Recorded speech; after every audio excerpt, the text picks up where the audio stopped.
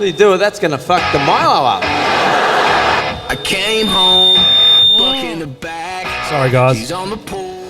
How's that? Is that all right? Yeah. All right. No, that's not okay. What is happening here? Is that all right? Anyway, welcome back to the feed again. We have Port Adelaide ex-player Dom Cassisi here. How are you, Dom? I'm good. Thanks, guys. Yeah, it's great to be here. I'm sorry, that was a shit intro. No, it's fine, mate. It's good to be here. It's You only played a couple of games, yeah,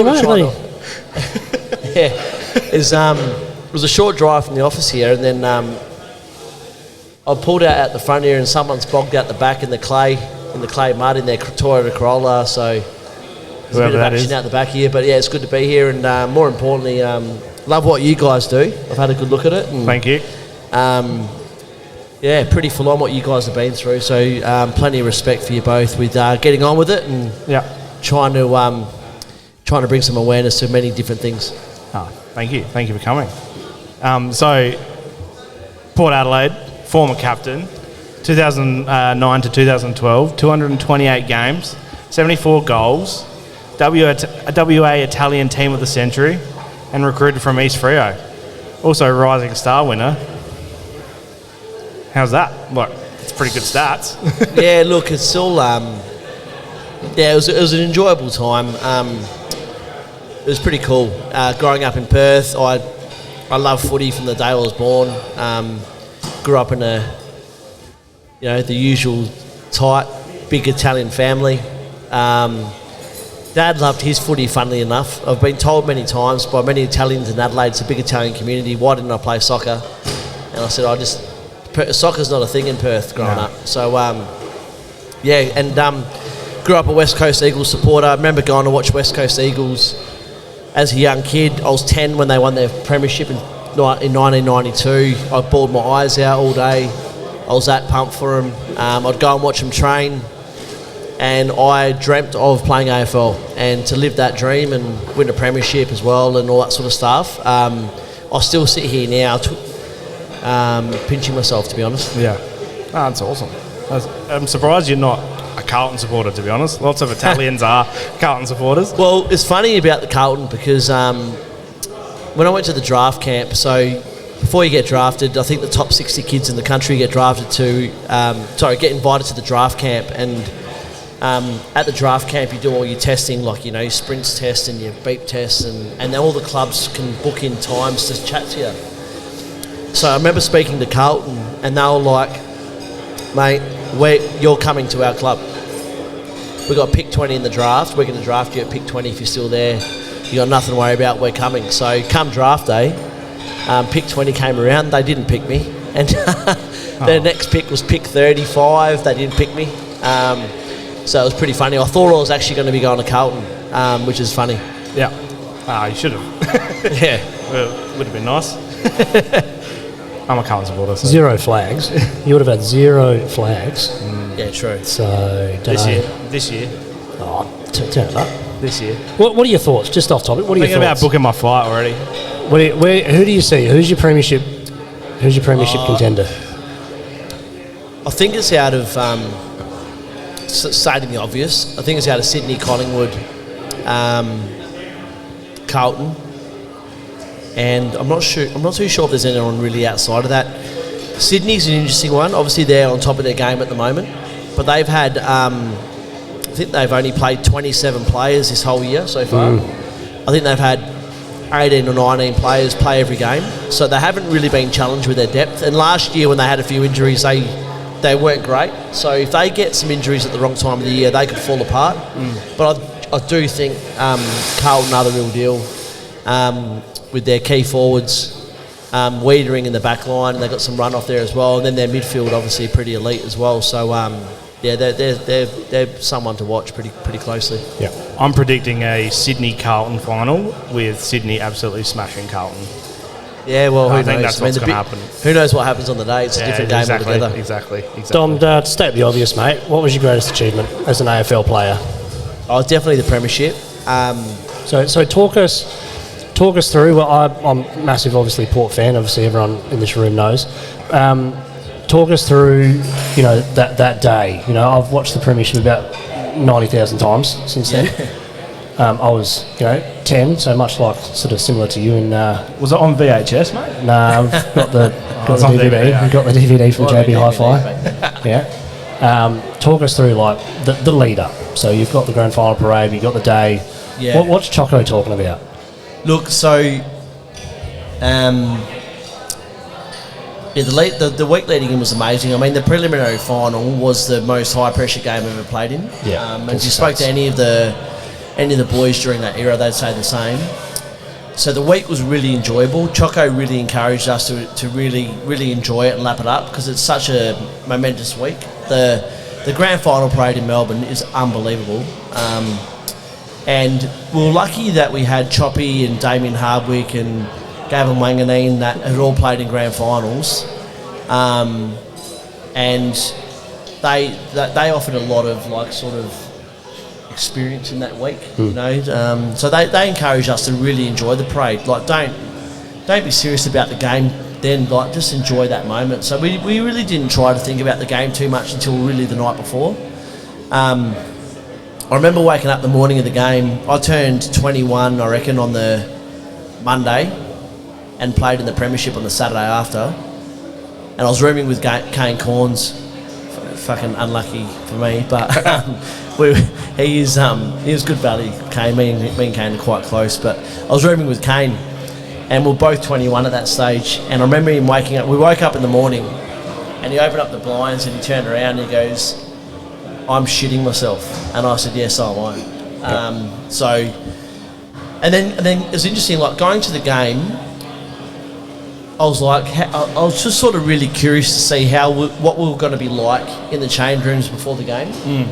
Were we going to be, Chad Corns pre-game, he bumps into the walls and he's up and about and he's trying to drag everyone with him, and sometimes we do. I was wondering how we were all going to be before the game, and when I look back at it now, it was the most calmest environment we've ever had pre-game, because it sort of felt like it was our time had come. The previous 3 years we'd failed, we'd choked, and we got to that stage and we're just like, you know what, we're at the stage now where if we all just do our job today, we reckon we're going to beat them. And we also went into that game a lot fitter than them. They had a fair few of their players battered up, so we knew that if we went in at half-time close to them, that we're going to take the game on, we're going to encourage some run, get some players that are good runners around the footy again and really, really take it to them in the second half. So it was very calm pre-game. And then during the game, we can talk about that for days. Post-game was unbelievable. Change rooms with all your family and friends. But the most amazing moment that I'll take to my grave, the best moment out of the whole lot was the MCG cleared out. We all went back out to the middle of MCG, just the players, and we put the cup in the circle. We stood around it and we sung the clump song, and you could hear it echo around the G as the sun was going down. Mate, talk about fucking unbelievable. That was gold. Yeah. So I'd love to do that again, but it won't happen. No, even with the... And the rest is a blur after they were doing the renos at the time as well, so you didn't even have we couldn't even have a packed house, but... No, that's right. And then it wasn't packed house. Then coming from there, we went to Punt Road, and we walked into Punt Road, and I just remember going on stage, and there was a whole ocean. It was like a whole ocean of just teal flags, and there's some photos that show it. And the next day back at Alberton, where we were able to share it with all of our supporters, it was just unbelievable. It's pretty awesome. But it also, I mean, Mad Monday, I'm sitting there Mad Monday, smashed from the night before, and Kane, myself and Sean Burgoyne got drafted the same year. And I remember sitting there on Mad Monday and we're looking at each other going, and we're all 21, we're looking at each other going, how good's this? Fucking we'll win heaps more of these. Yeah. And because we didn't did we didn't respect how hard it was. Sean went on to win, we're laughing about it the other night actually, Sean went on to win 3 or 4 more. Okay. Which is great. But anyway, it was a long-winded answer, sorry. That's all right, mate. That's all right. Come back next week, do round 2. So you touched on Kane Corns before. Who was your favourite teammate, and who was the worst? Who had the worst habit? Favourite teammate, and it was favourite teammate was Josh Carr. We came from the same club in Perth. Yep. He was a few years older. He got drafted a few years before me. We lived together for about 2 or 3 years during that premiership period, and just the toughest player. And when I say tough, he'd have a crack at the footy, but he just made us all better. He Yeah. made us all stand up a bit taller. He's a superstar. Super great person, unbelievable footballer, and just a real strong, staunch fucking human being. So he was great. Most annoying, definitely Kane. He was just the pest, like he is now. Still He is was then, annoying, mate. So yeah. I'll tell you a story, right? So Story time with Dominic Cassisi. me and Kane used to room together for 7 years when we travelled interstate. I reckon I would have played fucking another 60 games if we didn't room with him. He took that much energy out of me. And what happened was, so we'd land in Melbourne and we'd get on the team bus and he'd sit at the front. He'd sit at the front of the bus and all of us boys would sit at the back. He'd sit in front of the coaches. Teacher's pet. But the reason why he sat on the front was because when we arrived at the hotel in Melbourne, he would race off to be the first person to get the key to our room. He'd race to the room because he's the one that wanted the remote control the whole time, like full control freak. I wasn't allowed to touch the remote. So to this point where he would take the remote control to our team meetings. So we'd be sitting before a game team meeting at the hotel, and Kane would have his hands in his hoodie with the remote in there, and he'd just look at me and just sort of laugh and just go, "Suck shit, I've got the remote, you're not going to touch it." And so you can imagine rooming with someone that you're not, like, it's like, you know, you're invited in his house but you're not welcome, you know. And I'm like, mate, you didn't fucking pay for this, it's not your home anyway. Like, I'm entitled to what you're entitled to. And then we'd go to bed, right? And he'd want to go to bed at 8:30. I'd want to play cards with a few of the boys, and so we'd go to bed. And then you go, "Mate, you're breathing too loud." Oh, Christ. I said, "Mate, how do you want me to... Oh, mate, I need to fucking breathe to live. Like, what do you want me to do?" Anyway, I got to the stage where when we used to travel interstate and we'd go into the room, he'd obviously get the remote because he was the first one in there. I'd ring concierge and I'd say, "Hey, look, we've checked in, there's no remote in the room." So we'd sit in the room, he'd be on one bed, I'd be on the other, he'd have a remote, I'd have a remote. And so that was the sort of stuff we put up with Kane. What we're saying is Kane Corns hasn't changed in the last 20 years. He hasn't changed in the last 20 years. May have gotten worse. That's right, yeah. Dom, did you have any superstitions before game day? Not really. I had this superstition where I thought if I didn't sleep well the night before the game, I'd play shit. And so we travelled to Tassie one game, and I debunked the whole thing. So we travelled to Tassie in 2003 against St Kilda. I swear to God, I did not sleep 1 minute that night. And I went to I knocked on the doctor's hotel room door at about 1 a.m. I said, "Fish, give me something to knock me out." So he gave me some pretty strong medication. Still didn't get me to sleep.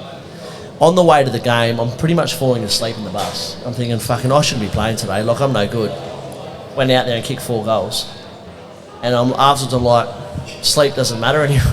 Like, it doesn't. It was a great lesson to learn as a young bloke. It was like, you know what? You just got to be... If you're doing all the work Monday to Friday, no matter what happens the night before, you can still go out there and perform well. So it was a good life lesson, like, early in my career. Yep.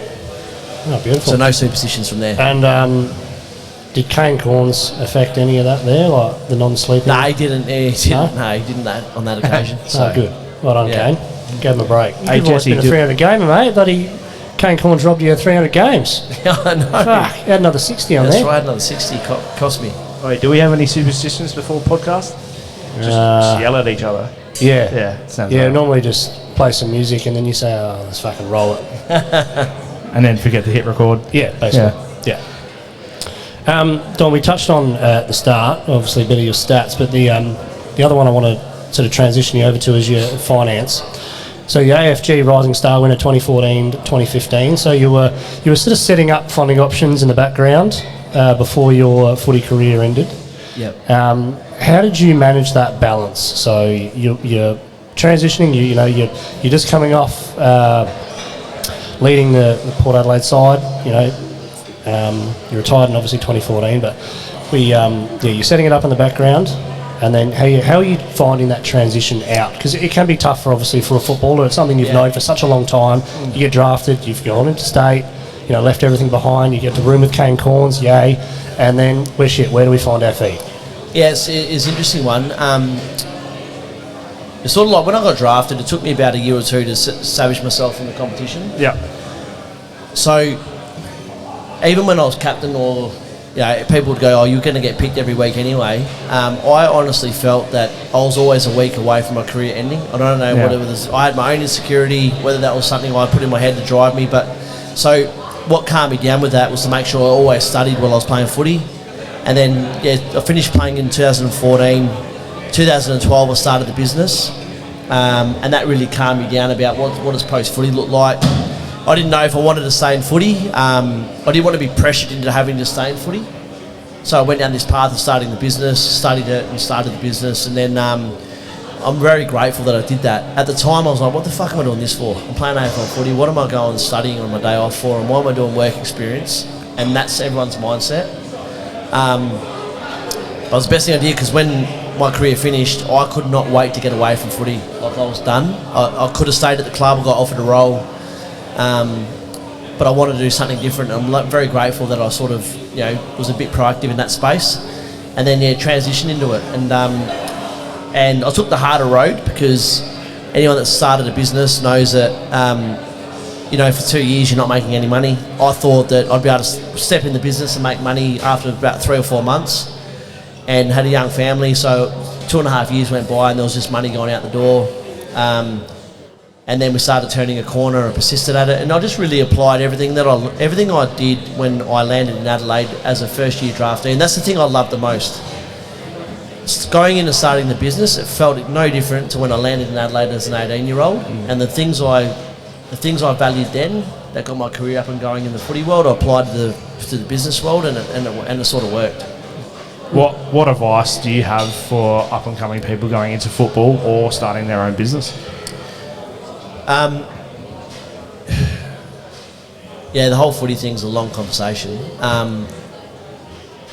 don't know, mate. We'll It's a very convoluted industry. Mate, it's a convoluted industry. Like, the player managers are a joke, and they control the players a lot. And I see a lot of players. I do finance for a lot of players around at every club around and they could have done so much more, and I could have done more myself. But it's very controlled by the managers. So, mate, there's a lot of advice you give them, but at the end of the day, you got the managers to get through. So, but anyone starting a business, I mean, I don't think there's any substitute. There's for hard work, whether it's sport, business, it's hard work, it's sacrifice, it's commitment. And what highlights that to me the most is some of the best players I played with. Gavin Wanganeen's the only exception, and Sean Burgoyne, who they weren't the hardest workers, and they were still able to be unbelievable players. But you look at Robbie Gray, first 3 years was lazy, had that horrific knee injury, became the hardest trainer that you've ever seen, and became pretty much the best player to wear the jumper. Like, it's universal. Like, you look at the NBA, it's the same shit. You got to work hard. Yeah. You got to sacrifice. You got to go more. You got to go over and above what everyone else does. And that's really the key to, I guess, success. Yeah. And then the other thing is, sort of the footy world, when players get drafted, they think they're working hard, but there's a difference between thinking working hard and what working hard actually is. How do you find that balance? Like, your Triple M, funding options. Yep. Dad. Partner. Like, how do you find that balance? Because you're an easy man to actually contact. To be fair, you are 10 times better than me. You answer every phone call that I give. Yeah, no, I try to. Well, that's the part of I guess, running a business. You want to answer the phone call in case it's an opportunity, and it's the right thing to do.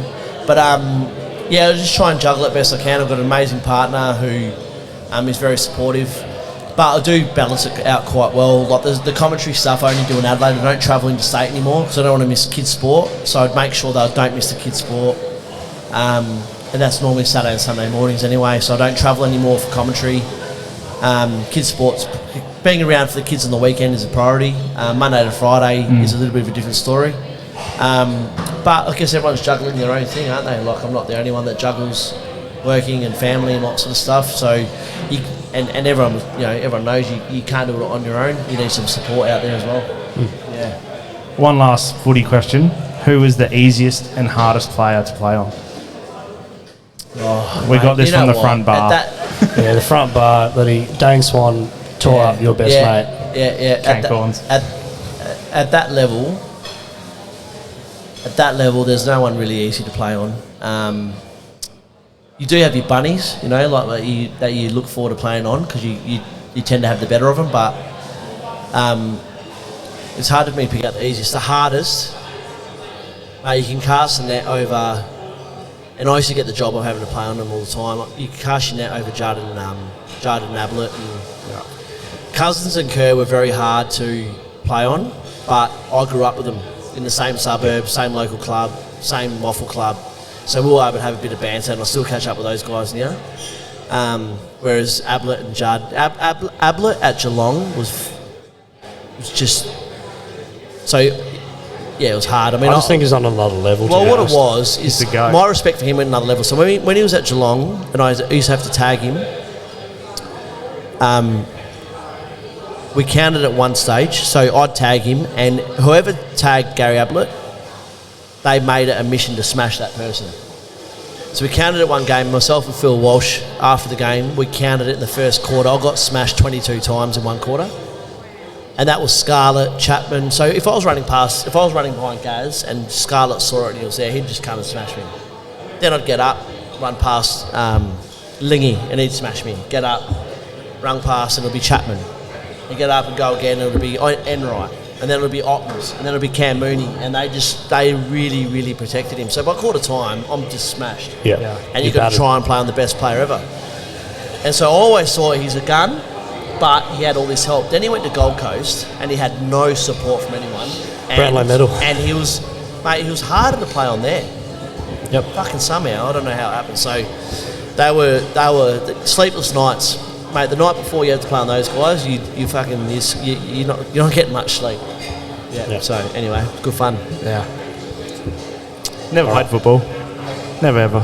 Yeah. Only Oz kick. Don't know what it's like. No, it's all about fun, isn't it? All right. Jesse used to get smashed at school by everyone. Yeah, still do. haven't gone through puberty yet. No. All right, Dom. The hardest hitting question that we do to every guest. Yes. Weet-Bix. Hot or cold? Cold. Why does no one like us? Fucking hot wheat. Come on. Cold. Well, Weet-Bix. not hot. Like And, you're then, not. and the next question is Milo or honey on top? Sugar. Sugar. Actually, sugar was good. Yeah, sugar's I remember good. doing that. Yeah. And Yeah. what about with cold Actually, that brings Weet-Bix? back memories because, mate, I was terrible, mate. I never used to eat dinner. Mum hated it. And then so she'd say, well, after you have to have cereal. I'm like, that's not a punishment. Fucking, how good cereal at 8 o'clock at night? Yeah. Doused in sugar. Doused in sugar. Yeah. Cold Weet-Bix. Yeah. Do you still Cold eat it now? Weet-Bix. Like, what do you get up at 3 o'clock in the morning and go for a 20k hike with Cornsey or? Nah, I don't do the hike. I do try and do a little bit, but nah, I don't really eat breakfast. I don't really eat till about 1:30 in the afternoon. Ah. Yeah, one of those ones. Yeah, right. Yeah. What about Keto Tim Tams? Do you keep them in the fridge or in the cupboard? Cupboard. Yeah, we haven't that's fair. encountered a weird one of the fridge. Cupboard. Both ways are pretty good. Yeah. But cold Weet-Bix, Christ. Fuck, I think I'm going to have to try it once. Maybe he can go for breakfast with Peter Malinauskas. He has them cold too. So. Does he? Yeah. Yeah, right. He's a coldie. There you go. Big Port fan. He's a Port fan. Well, thanks, Dom. Thanks for coming on.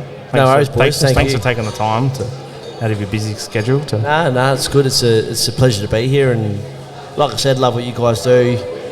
Both got unbelievable stories that I can't even imagine what you guys have been through. So it's quite inspirational to be here, and I look forward to buying a couple of hoodies. Throw one Sam's way. Reckons he's a large. I'm thinking we're both extra large, but we'll see how we go. Yeah, we have to do a bit of a wrap up on the sponsors that have made this possible tonight. So, Carlos, do you want to kick us off, mate? I think we need to start with the biggest sponsor that we've had since day one, which is Jim's Car Detailing. Nigel down the end here. 131546. We come to you. We come to you. Fabulous job. Always has. Do you want your car cleaned? Well, I was going to say, I might you. get his number and can come to the That's office. 131546. That's Pretty right. easy. Yeah. Jim's Car We've Details. got to look after each other, don't we? Yeah, absolutely. The next one would be Stu's Barbershop. I mean, Yep. we're in there every 3 weeks. What a legend. Go in there, get a crew cut, skin fade. What else do you do? Where are you, Stu? Where are you based out of? Flagstaff Hill. Yeah, awesome. And Workspace, commercial furniture. Tom Clark. Thanks, Tom. Thank you, sir. Tom got this all set up for us, basically, with the Hurley Hotel Group. So thanks to the Hurley Hotel Group as well. Thank you. Thank you for Tonzarama. Yeah, Tonzarama. Our newest sponsor, as of today. All 6'10" of him. Sam Raven down the front Sam here Raven. from Again Real Estate. Pretty incredible stuff. And, I guess we also got to say thanks to Aaron Thompson, our local MP, who pretty much got us out into the community, which is a start. Have we missed anyone? There's too many. Just probably like ongoing support from Yeah. our families as well. Yeah. Listen to me talk about the same shit every week and, just waffling on. And I reckon we need to make a special mention as well to Harper Strength and Function.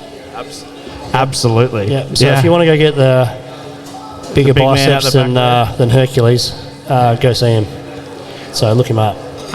Also, just a personal win for me. Tomorrow marks 1 year since I've been cancer free. So Yep. Right on, mate. yeah. Thank you. Yep.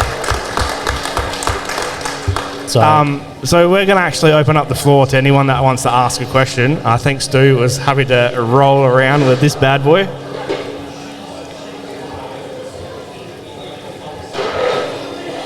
There you go, mate. Start with one of your sponsors. Yeah. What's Nigel got for us? I just want, does everyone know that somebody on the desk there went to America? Oh, yeah, Carlos went to America. Yeah, I just got back. Thanks, Nigel. Appreciate it. Moving on. Anyone else? How was Vegas? It was bloody hot. It was bloody hot. Yeah, What, indoors or outdoors?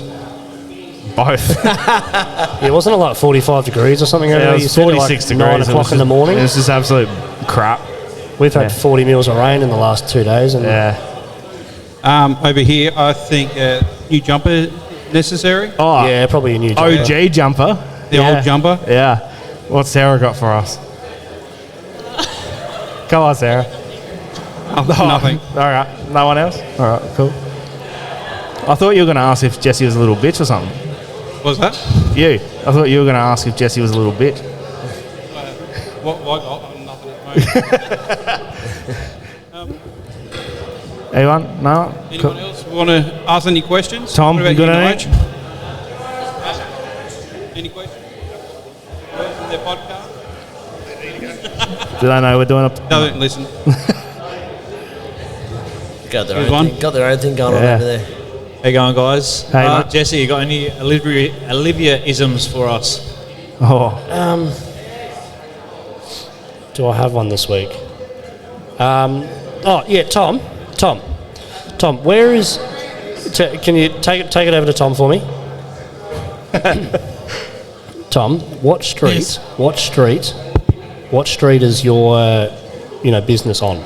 How do you pronounce it, Tom? I know where you're going with this. So we're the corner of Bennett and Jose Street, Jose. Melrose Park. Jose. Not Jose, not Joe's, Not it's Joe's? Jose Street. Okay, so Not Joss. there. Okay, so we had to go pick up your banner, right? That's located at the front of this establishment before we arrived, right? And pretty clear directions to Olivia was turn left on Jose Street. We went 65 fucking past Jose Street. That's Joe's Street. I said, right.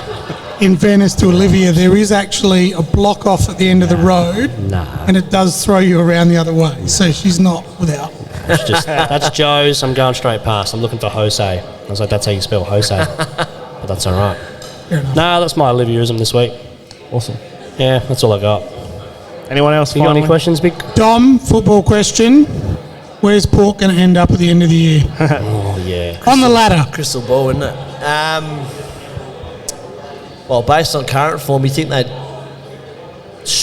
might maybe, possibly sneak into the 8, but their draw's not great between now and the end of the year, so they've got a lot of things to work on, and it's really hard to, like, once you're at this point of the season, like, they don't really train a lot. Like, it's hard to change structure and all that sort of stuff, so to find confidence, a lot of the playing group are not, a lot of the players individually are low on confidence, so it's going to be hard to dig them out of this spot, but interestingly, you know, some teams have been, I mean, it wasn't that long ago that everyone was calling for Michael Voss to be sacked. Yeah. Oh, Now Carlton are flying. absolutely. Yeah. So Get it it's up a bit, there. it's just a weird one. I don't know. I mean, it seems to me that it does feel a little bit different down there at the moment.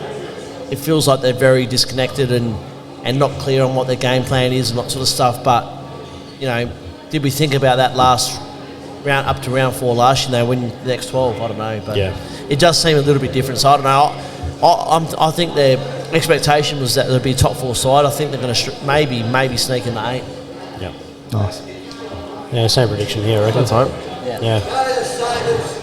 Go the Saints. Yeah, big game this Sunday, isn't it? Big game this Sunday. Yeah. Might be Ross Lyon style. Might be like whoever wins will kick 50 points and whoever loses will kick 48. Yep. Ross the boss. 8-goal game. Let the cobbles do the cobbling. Well, we've been Ross at this says. for an hour and 10 minutes, so do you want to wrap this one up, Jesse? Call it a night. No, beautiful. No, thank you very much, Dom, for coming on. Thanks for having me, guys. Cheers. To Nadia Clancy, to all the sponsors, Thank you. to our families, to the Tonsorama, to everyone that makes this possible every week for us. Thank you for replying to all our messages, emails, and we're going to keep trying to break the stigma of mental health every week. Ask your mate for a feed, ask your mate for a beer. Yep. Check in on your mates. You know, Absolutely. there's a really good advert actually by the Norwich City Football Club over in England, and just type in Norwich City Football Club on YouTube. That's 2 guys, very powerful ad that are going to the game every week, and one's up and about every week, and Sam knows exactly what I'm talking about, and the other guy's just sitting there, you know, just doing his own thing, looks miserable as fuck, doesn't want to say a word to anyone, and then all of a sudden, you know, the one that's up and about isn't there anymore.